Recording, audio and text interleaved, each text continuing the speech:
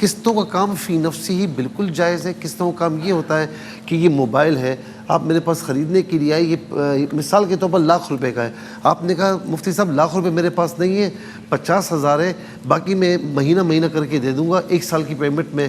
اب میں نے 50,000 آپ سے لیے، باقی 50,000 مہینہ مہینہ کر کے لے رہا ہوں.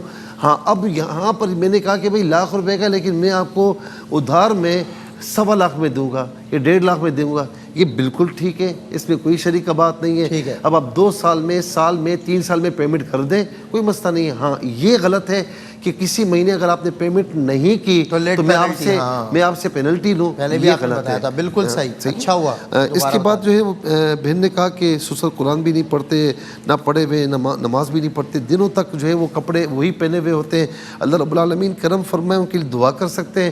اب یہ کہتے ہیں کہ میری بچے جو ہیں ان کے پاس جاتے ہیں تو وہ بدبو وغیرہ، بہرحال میں اب اس پہ روک تو نہیں سکتا ہوں کہ بچے نہ جائیں، تو بہرحال یہ ہے کہ بچے تو جائیں گے، وہ دادا ہے، بس اللہ تعالیٰ ان کو توفیق دے کہ وہ صفائی کا احترام کرے، بچے پورا احترام کریں گے. بالکل صحیح.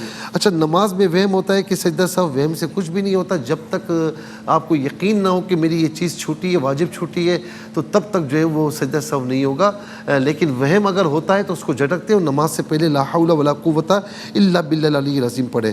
عبادت کی قبولیت کا کیسے پتہ چلے تو کہ عبادت قبول ہو چکی ہے؟ تو اس پر جو ہے نا ایک بزرگ نے بڑی پیاری بات کی، بلکہ ایک خاتون تھی، ان کے شوہر نے، یہ واقعہ باقاعدہ درج ہوا ہے، شوہر نے کہا کہ تو ہر وقت نماز پڑھتی رہتی، تجھے کیسے پتا کہ تیری نماز قبول ہے یا نہیں ہے؟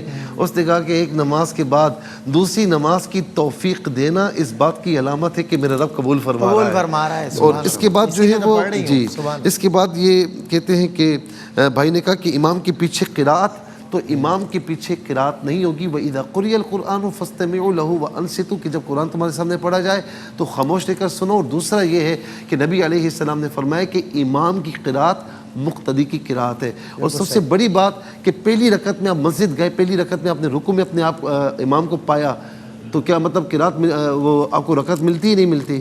مل جاتی ہے نا، قرات تو نہیں کی. بالکل صحیح.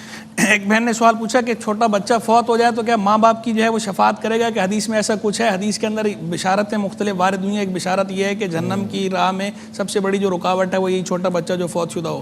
اسی طرح ایک حدیث کے اندر یہ ہے کہ اس کے لیے اللہ تبارک و تعالیٰ جنت میں گھر بنائے گا اس کے والدین کے لیے، اگر انہوں نے اس پہ صبر کیا اور انا للہ و انا الیہ راجعون کہا اور بے ناشکری کا مظاہرہ یا بے صبری کا مظاہرہ نہیں کیا. اس طرح شفاعت کے بارے میں بھی روایات موجود ہیں. پھر جو ہے وہ ایک بھائی نے سوال پوچھا، بڑا عجیب و غریب سوال پوچھا کہ بچہ پیدا ہونے کے کتنے دن بعد عورت کے ہاتھ کا پکا ہوا کھانا کھانا جائز ہے؟ عورت کے ہاتھ کا پکا کھانا جائز ہے، ہر وقت جائز ہے، اس کا تعلق اس سے کوئی نہیں ہے. نجاست حکمی ہوتی ہے، وہ ایسی نجاست نہیں ہوتی کہ ہاتھ میں سرایت کر گئی ہے کہ اگر وہ کھانا پکا دے گی تو وہ کھانا ناجائز ہو جائے گا. وہ کھانا بہرحال جائز ہے. لیکن اس کا یہ مطلب ہی نہیں اگر وہ بیمار ہے تو آپ زبردستی جو ہے وہ یہ ٹائم ہم سے پوچھ رہے ہوں کہ اس کے بعد کہنے نہیں بھائی تم کھانا بناؤ ہی بناؤ. اگر وہ بیمار ہے تو اس کی بیماری کا بھی بہرحال خیال کرنا چاہیے. پھر جو ہے وہ ایک بہن نے پوچھا کہ کمرے میں میاں کی تصویر لگی ہوئی ہے مگر نماز تو ہم دوسرے کمرے میں پڑھتے ہیں، تو تصویریں لگانے کی اجازت نہیں ہے شرعاً. اس طرح زیرو کی تصویر نہیں لگانی چاہیے کمرے میں. اگر میاں کی تصویر لگی ہوئی ہے تو نہ لگائیں. باقی یہ اچھا کرتی ہیں کہ نماز دوسرے کمرے میں پڑھتی ہیں. پھر پوچھا کہ شکرانے کے نوافل کا کوئی مخصوص ٹائم ہے؟ شکرانے کے نوافل کا کوئی مخصوص ٹائم یعنی جو مکروہ اوقات ہیں ان کو چھوڑا جائے گا. مکروہ اوقات کے سوا کسی بھی وقت میں شکرانے کے نوافل پڑھے جا سکتے ہیں.